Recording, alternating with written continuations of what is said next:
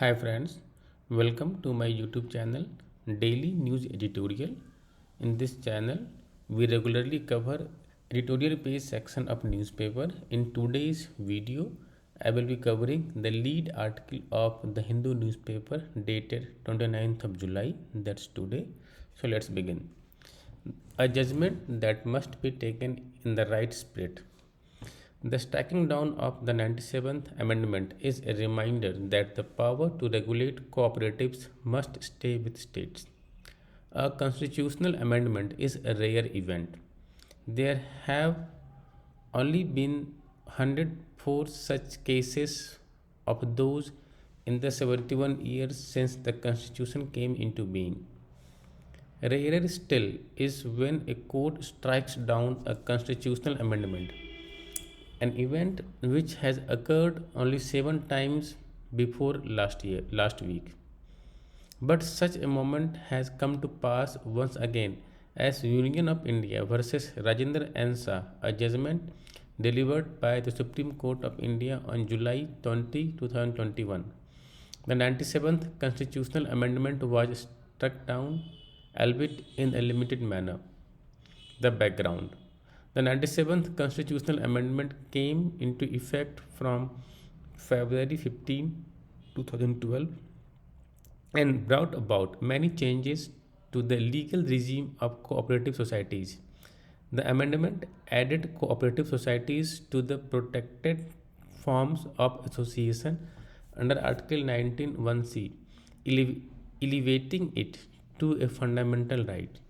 It also inserted para 9B in the Constitution, which laid down the terms by which cooperative societies would be governed in more granular detail than was palatable.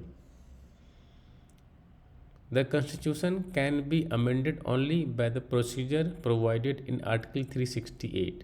The amendment procedure requires a majority of the total strength of each of the houses of parliament and two-third majority of those present and voting. A proviso to the article lists out some articles and chapters of the Constitution which can be amended only by a special procedure. The special procedure requires that the amendment will also have to be ratified by the legislatures of half of the states. It is precisely on the grounds of violation of this additional requirement that the 97th Constitutional Amendment was challenged. It is important to locate this amendment in context. The idea that the cooperative sector ought to be controlled at the state level and not at the central or union level goes back all the way to the Government of India Act 1919, which placed cooperatives in the provincial list. This scheme carried forward into the constitution with entry 32 of the state list in the 7th schedule of the constitution, conferring power on the state legislative to make laws pertaining to incorporation, regulation, and the winding up of cooperative societies. Central control, but the union government has been acquiring incremental greater control of cooperative societies over the years. Cooperative banks have been brought under the purview of the Reserve Bank of India. The political intent of the union government for more active involvement in the cooperative sector is also apparent from the recently established Union Ministry of Cooperation.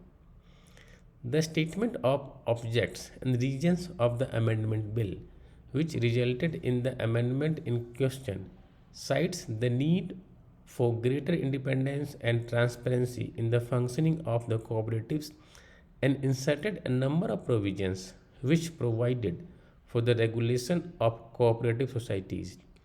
The Gujarat High Court struck down the amendment in 2013 on the grounds that it had failed to comply with the requirements under Article 368(2) by virtue of not having been ratified by the states and had also given an additional finding that the 97th Amendment violated the basic structure of the Constitution.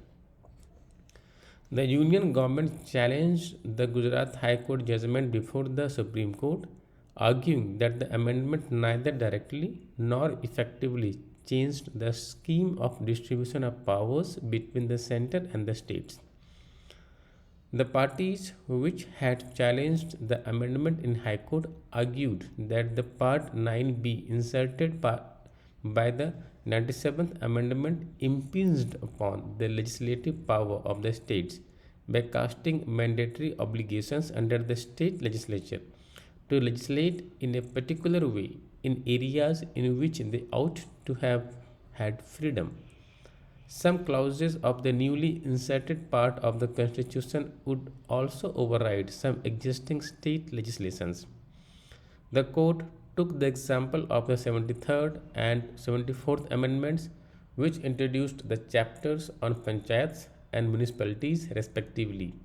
Those amendments, similar in impact on the legislative power of the states, had been passed by the special procedure involving ratification by state legislatures. The court noted that the procedure had not been followed in this case but clarified that the judgment is confined to the procedural lacuna and does not go into the question of amendment being violative of the basic structure of the Constitution. Making a distinction. Having found this lapse in procedure, the judgment makes a distinction between cooperative societies operating in one state and multi state cooperative societies and holds that while a ratification by half the state legislatures would have been necessary insofar as it applies to cooperative societies in one state, they choose not to go deeper into the question of whether the amendment also required ratification in respect of application of multi-state cooperative societies. The minority opinion considered that the provisions of the newly added part which pertain a multi-state cooperative societies could not exist independently of the parts which pertain to cooperative societies, and hence the whole amendment should be struck down. This now brings us to the question, can the government get over this decision? In theory, it would seem simple enough. The amendment has only been struck down on account of the right procedure not having been followed, and another amendment can be brought. But this time, going through the rigor of ratification by state legislatures, the National Democratic Alliance has a majority in 18 out of 28 state legislatures. The amendment which has now been struck down was an amendment of the United Progressive Alliance era. So it is not clear as to whether there will be any significant political opposition to the amendment if it is brought again, a sector best left alone. Which brings us to the next question, should they? The cooperative sector has always been in the domain of state or provinces. The organizing principles and mechanisms of these cooperatives differ from area to area and depend on the industry or, or crop which form the fulcrum of the cooperation. The homogeneity of this area would only result in the creation of round holes in which square pegs no longer fit. They also would not really serve to break the control some political interests have taken over cooperatives.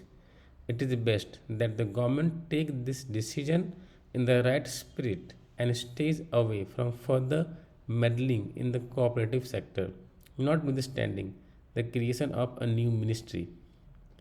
Vikram Hegde is an advocate on the record in the Supreme Court of India.